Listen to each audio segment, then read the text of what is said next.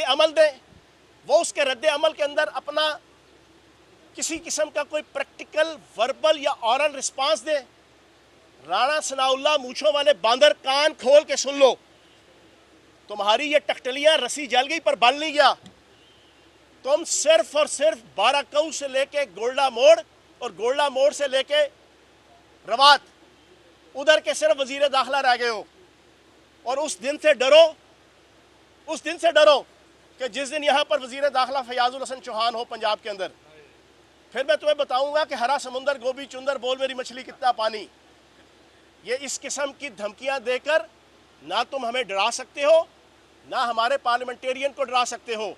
4 महीने तुमने पर्चे कटवाए, तुमने रेंजर्स को इस्तेमाल करके प्लास्टिक की गोलियां चलवाई, तुमने कारकुनान शहीद करवाए, तुमने सैकड़ों लोगों को जख्मी और पैरालाइज किया, तुमने हज़ारों लोगों को गिरफ्तार किया, तुमने पीटीआई के बुजुर्ग खवातीन और बुजुर्ग मर्द पार्लियामेंटेरियन की इज्जत, तौकीर और वकार की धज्जियां उड़ाई, तुमने चादर और चार दीवारी का जनाजे निकाले, तुमने हर किस्म की गुंडागर्दी की, हमने बर्दाश्त की।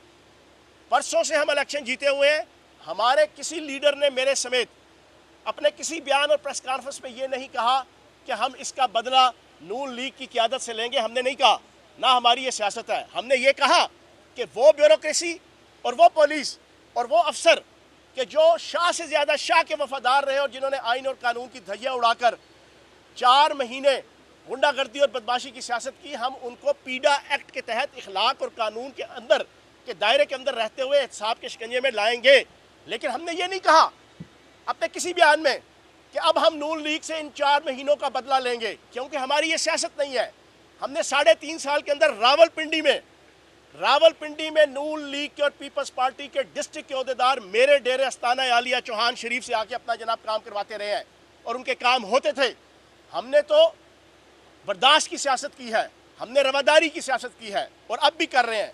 लेकिन जो तुम बयान दे रहे हो, तुम्हारे बयान के जवाब में सिर्फ मैं ये बात कर रहा हूँ, ये मैं ऑफेंसिव नहीं, ये मैं डिफेंसिव बयान दे रहा हूँ कि राणा सनाउल्लाह, उस दिन से डरो जब फैसलाबाद की आवाम अपने घरों से निकलेगी और तुम्हें अपने घर से उठाएगी। उस दिन से डरो, छोड़ दो, रवादारी की सियासत करो, एहतराम की सियासत करो। और वो जो मिस्टर 100% आसिफ जरदारी जो इस वक्त यहाँ पर बैठा हुआ है लाहौर में, मेरी उससे भी गुजारिश है कि जब बुरा वक्त आता है तो तुम स्ट्रेचर के ऊपर लेट जाते हो, व्हील चेयर पे आ जाते हो, और जब तुम बैरूनी ताकतों के इशारों पे और अमेरिका के इशारों पे और उसकी चरणों पे और गोद में बैठ के इक़्तिदार में आ जाते हो, तो तुम अपने आप को मर्द आहन कहलवाते हो मीडिया के ज़रिए से। और तुम्हारे जो चेले चांटे हैं वो सारा दिन आकर कहते हैं जी एक जरदारी सब पर भारी। हालांकि सारी दुनिया को पता है एक जरदारी पूरी पीपल्स पार्टी पे भारी। पीपल्स पार्टी का नाम लेवा कोई नहीं है सिंध की 2-3 डिवीजनों के अलावा। मैं आसिफ जरदारी को भी वार्न करूंगा, तुम यहाँ पर जितने मर्जी पापड़ बेल लो, जितने मर्जी पराठे बना लो, जितने मर्जी तुम दंड बैठ के कर लो, तुम जनाब केटू की पहाड़ी पे चढ़ जाओ, तुम किसी खंबे पे चढ़ जाओ, तुम किसी बुर्ज खलीफा पे चढ़ जाओ, तुम किसी डंडे पे चढ़ जाओ, तुम पंजाब असम्बली के अंदर इंशाअल्लाह अपनी हुकूमत नहीं बना सकते।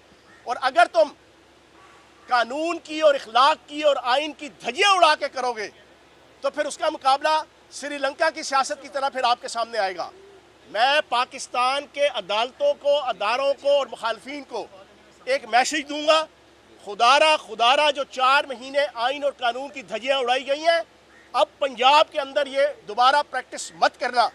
अगर पंजाब में ये दोबारा प्रैक्टिस हुई तो फिर श्रीलंका की आवाम की तरह यहाँ पर इनकलाब आएगा।